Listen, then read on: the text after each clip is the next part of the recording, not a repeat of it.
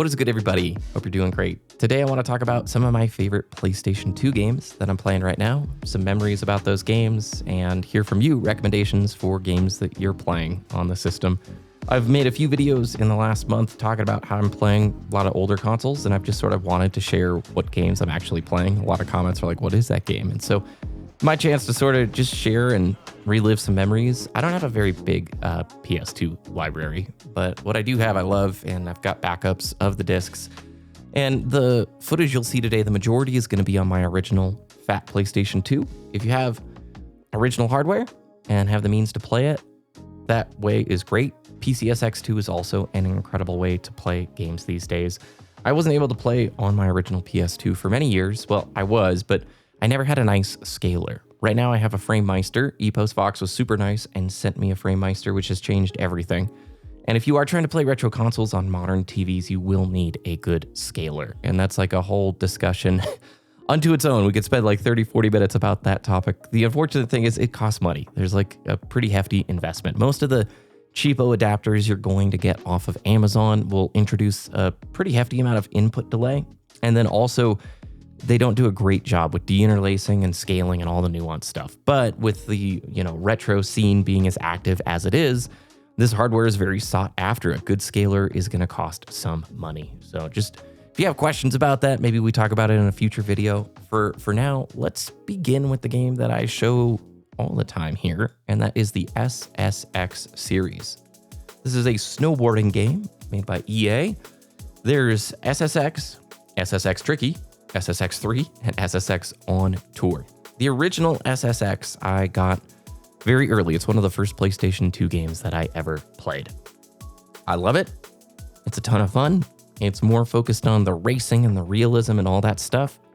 I think Tricky and 3 are the ones that I would super duper recommend. Tricky feels like the most beloved in the series. I don't know where the fan base is at and what they think these days, but it's just probably the perfect session game. You can get in and out of it easily. The turning feels so good, and they did an amazing job making it feel a bit like snowboarding. Like the actual carving and turning and like the big bermed walls, it does feel a lot like when you're riding. And this came out around the same time that, I'm gonna date myself here, Johnny Tsunami came out on the Disney Channel. And I saw that movie. I was playing SSX. I had just started learning how to snowboard, and it was like this trifecta of perfect that got me interested in the sport, and I still snowboard to this day every season. And I wish we had a modern style game like this. SSX3, a little more realistic than Tricky. One big mountain to conquer, and you can do these super long top to bottom runs that are very fun. The tracks in Tricky are perfect. There's one where you're literally going down a volcano in Hawaii as the snow is melting around you. It is epic. Love these games so much. Friggin' perfect. If you haven't tried them, go pick up one of these games. Next up, we have the Lord of the Rings, The Two Towers, and The Return of the King. There were so many cool movie crossover officially licensed games, and these are hack and slash titles where you go through the events of, in Two Towers, half of the Fellowship and then half of the Two Towers films, and they mix in the footage really well. I'm not going to show it here because I'm sure it will get copyright claimed, but super cool. And they're just pretty mindless. You're not far off from a Dynasty Warriors style game here, but you get to play as Aragorn, Legolas, or Gimli, and it's kind of awesome. The official licensed music is there. Very, very fun. Some jank to it these days, but I always remember putting a bunch of time into the Two Towers and being astonished at how well they brought a level of scale and amount of enemy density to the PlayStation 2. Now I look at it and it feels fairly dorky and small, but I mean, back then it was pretty rad. Still fun, still highly recommend it. This is Dragoon editing from the future. I had to show this clip when I was recording after I did the voiceover. Look at Gimli's eyes. Oh. Then we have Burnout 3 Takedown. What a game. Has a 480p mode. It plays so fast. It's just about perfect. You race, you smash into cars, you cause destruction. After your car crashes, you can go into this slow motion mode and kind of aim and direct the car where you want it to go to cause even more destruction. There is no better game to put a smile on your face. One of the really cool things too about all of these like old EA games is they licensed some incredible music. So if you got headphones on, just turn it up, total jam to like 90s and 2000s. And I super duper think this game is a ton of fun, well worth every penny. Then we have Ace Combat 4 Shattered Skies. I think there's 2 Ace Combats on this system. I know there's Ace Combat 5, which I've played a bit of. I didn't play it nearly as much though as 4. 4 is super good. Crazy fun story, great planes, awesome combat. The controls are just perfect.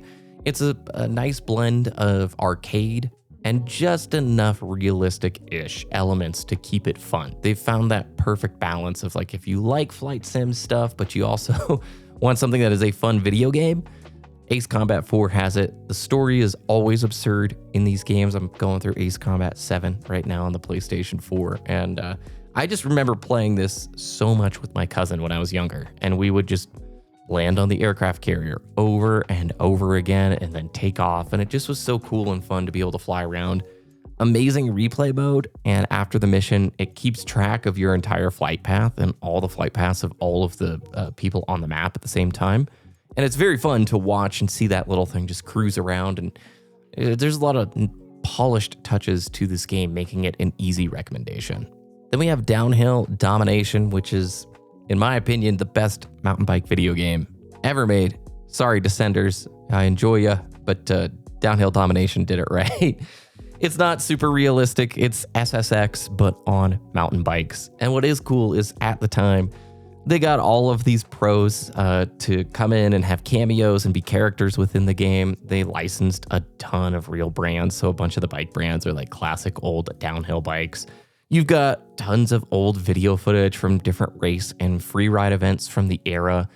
And it was right before like the mountain biking bubble kind of popped. If you know and watch the channel, I raced mountain bikes professionally for a couple of years. I still love bikes a ton. And Downhill Domination came out right at the very, very peak before there was a pretty big roll off in the popularity of the sport. Like it's super popular. Like now it's just, there was a moment in the 90s and the 2000s where it had that action sports momentum that a bunch of things had. And this came out at the exact perfect time. You race down volcanoes, again, another volcano thing, and you can throw water bottles at your opponents, which is hilarious and will never not be funny. It's super fun. To this day, it is a great, great game with a bunch of fun mechanics. Let's talk about Zone of the Enders, the second runner. This plays amazingly on PCSX2, and it plays fairly well on the original PlayStation hardware. I will say Zone of the Enders got an HD collection for the PlayStation 3 that's actually pretty good, so if you can play it there, that's a good place to play it. The story is bonkers. This is a Kojima mecha kind of game where he was the producer, and it's weird. It's not knock your socks off amazing. It's definitely a 3 out of 5, but it's beautiful and stylized, and the combat is very fun, and the sound design, the art, all of it is really cool. So if you just want to get into a big mech that's very agile, floats around, smashes things, throws mechs at other mechs, this is a very cool game. Every time I put it in footage, I feel like nobody knows what this was, and if you're going for the story, I've heard it's pretty whatever, but every time I booted it up to play for the gameplay, I've had a really good time. Then we move on to just a handful of the like really obvious titles. I don't play these as much because they're more like big story experiences, but they're worth playing at some point. Shadow of the Colossus, one of the best games ever made. I think, I don't want to say it's everybody's cup of tea because it wasn't my cup of tea for a long time. I just beat it earlier this year, but it has stuck with me. It's one of those like greatest games of all time, or maybe most impactful style games of all time. You have a few options of how to play this thing though. The PlayStation 2 version, while incredible, it was pushing the hardware limits big time. So there's a lot of frame rate drops. There's some chunder. They released an HD collection that has Eco on it as well on the PlayStation 3. That's how I beat it earlier this year. It's a great way to play it. It preserves the original art style, just with that lovely 1080p or 720. I don't know what the blue point, like what the team was trying to hit there. But one caveat with the HD collection is your grip meter reduces faster than it should as a result of them like bumping the performance. It's not terrible, but it is noticeable. There's a few Colossus fights that are a little bit irritating where like they're shaking you way more than they probably should, and your grip meter is going down more than it should. Still totally possible to beat it. It didn't really change my experience. And then you have the full-on remake Bluepoint did for PlayStation 4. That's got a new art style, a little bit different vibe. I think it's an amazing way to play the game, but it's a different tone and palette of colors altogether. So you're not getting the original experience exactly there, but it's gorgeous. It controls better. It smooths out some of the rough edges. If you don't care about that original true to form art style, go check it out. But any of these versions works great. And on PCSX2, the PS2 version is phenomenal. And finally, we have the Gran Turismo games and God of War 2. So Gran Turismo 4 is the one to get. This is considered by many the best racing game of all time. Gran Turismo GT3, blah, blah, blah. GT3 is really great as well, but if you're going to just pick up one and invest your time in one, Gran Turismo 4 is so good. The license mode, the career mode, the way the races are designed, the amount of cars, the variety, the physics model. No, it doesn't hold up today for like comparison, the realism to like a Gran Turismo 7, but 4 is so fun and it plays incredibly well on a controller. If you have a wheel that supports it, it's great. There's a whole world of mods and improvements for this thing for the PCSX2 version, like HD textures and whatnot. I have mine set up, I think, incorrectly. I think interlacing is still on, so I've got to go back and fix that in the footage, but it's so much fun. This game, I read the strategy guide like cover to cover over and over again when I was a kid. I got the game on a trip and was so excited to play it, and it was so legendary, and it was so good. There's so much joy with Gran Turismo 4. It's kept me invested in the series ever since. And then God of War 2, I think this game came out after the PlayStation 3 had launched. God of War 2 release date.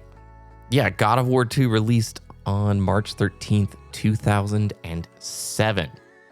PlayStation 2 was getting games for so long. Such a great install base. There is an HD version of this game on PlayStation 3. Probably on PlayStation 4. I don't know. The HD version on PS3 is really good. It's basically like playing the game on PCSX2, though. In my opinion, I think it's the best God of War in the whole franchise. I love it. It's just fun. It's a really fun, dialed experience. They pushed everything in the right direction. The combat is enjoyable. It's very replayable. Super, super fun, and can fill the spot of a session game that you just jump in and out of. There's just so much to talk about. Jak and Daxter, the precursor legacy, maybe we talk about that in another video. Metal Gear Solid 2 and 3, some of my favorite games of all time. Absolutely phenomenal. Must plays. Absolute must plays. And then Sly 2, Band of Thieves. So maybe in a future video we can talk about some of the other games that I did not mention here. But I love this system. It is super good. If you haven't been playing PlayStation 2 or you've never tried it, it hits really good right now. It's just pure video gamey games, and it's a ton of fun, low friction, easy to get into and build momentum and just enjoy. Let me know what games you like or have liked from this system that you recommend. I'm starting to think about, hopping on eBay and picking up a title or two that I didn't have growing up. So I'd love any and all recommendations. If you like this style of video, also let me know. Always looking for your feedback down below. Hope you're having a great day. Have a good weekend, and we'll see you again very soon.